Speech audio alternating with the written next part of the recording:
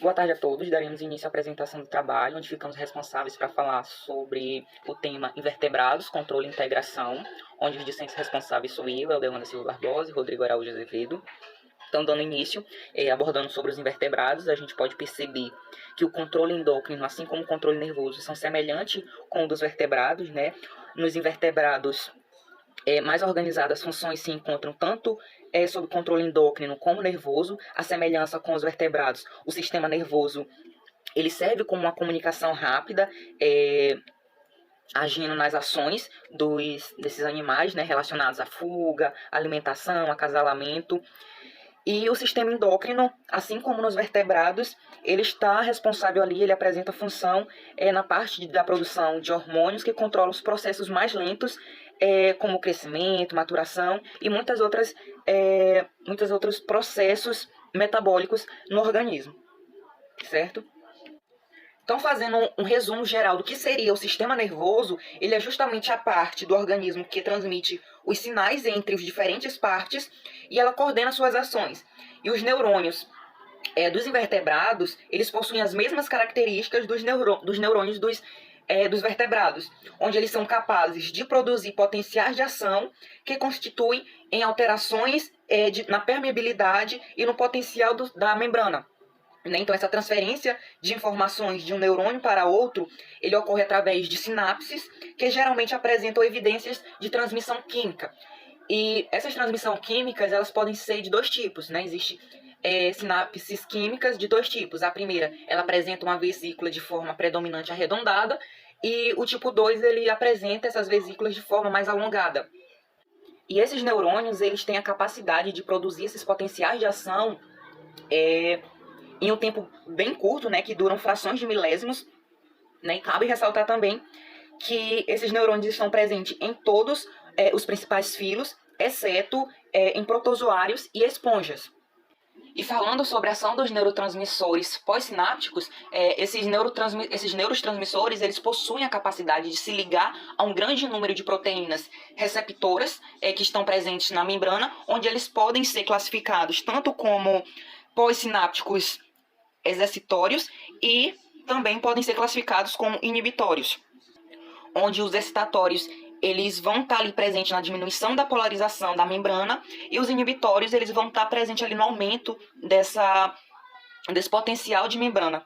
Pois bem, agora falando sobre a neurosecreção, a gente pode observar que essas células neurosecretoras elas são difíceis de serem definidas e caracterizadas, e os órgãos neurohermais, eles são grupos de neurônios que servem como fonte de secreção, onde essas células elas possuem fibras nervosas, onde elas podem agir secretando e transportando geralmente terminais de íntima associação com uma estrutura vascular.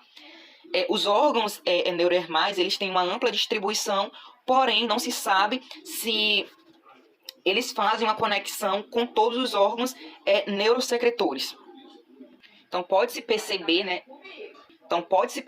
Que o controle por mecanismos dos neurosecretores está presente em todos os animais, onde esse mecanismo é essencial para o sistema endócrino, onde ele possui papel fundamental nesse sistema. Sobre essa parte de sistema, agora nós vamos falar um pouco sobre o sistema endócrino.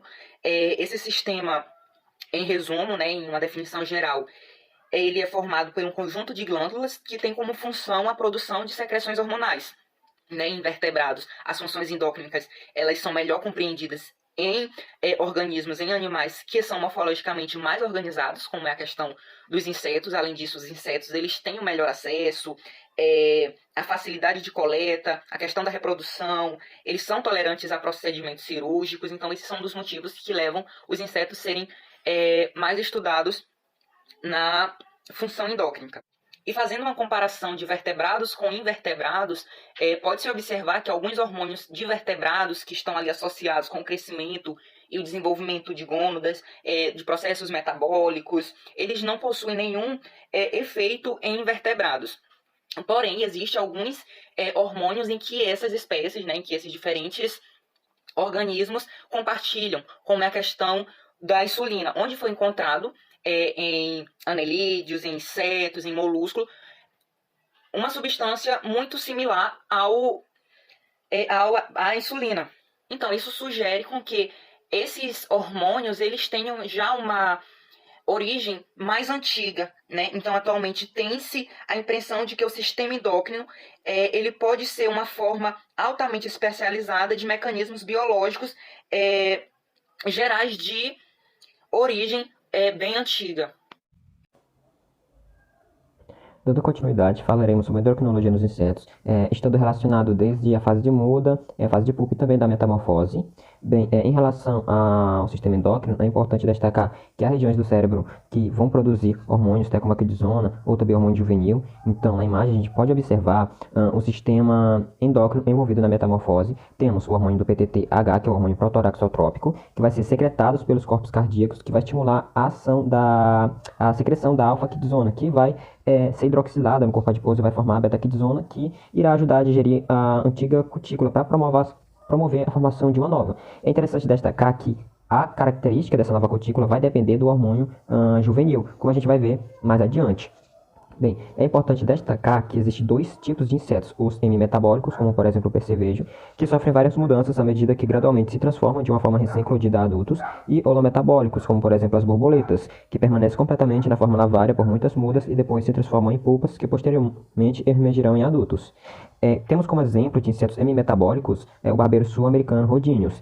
O Rhodinius, ele é um inseto que já emerge do ovo um pequeno barbeiro, que vai passar por cerca de 5 fases, né? E durante essas fases vai estar relacionado aí ao consumo de sangue para poder passar para uma próxima. Então, se alimenta de sangue, a estimulação da produção da aquidizona, que é um hormônio relacionado ao crescimento, que vai fazer com que, junto com a ação do hormônio juvenil, cresça uma ninfa maior e posteriormente a diminuição desse hormônio e faz com que ele se transforme em um adulto. Então, a ausência de caracteres do adulto, como foi falado, depende da ausência do hormônio juvenil e é muito importante para que ele atinja esses estágios.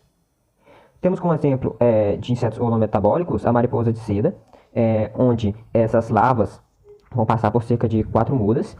Aqui a gente observa também que a presença do hormônio juvenil vai determinar se vai gerar uma larva, uma pupa ou um adulto, pois durante esse crescimento que ela vai ter, ela vai se alimentar. Então, a presença do hormônio juvenil vai fazer, junto com a aquidizona, com que ela somente se transforme em uma larva maior. Então, ela somente vai crescer em tamanho, mas quando ocorrer a ausência desse hormônio juvenil, ela vai criar estruturas pulpárias, né? Vai virar uma polpa devido à ausência desse hormônio juvenil. Então, é muito importante destacar que a ausência do hormônio juvenil faz com que os insetos desenvolvam características adultas.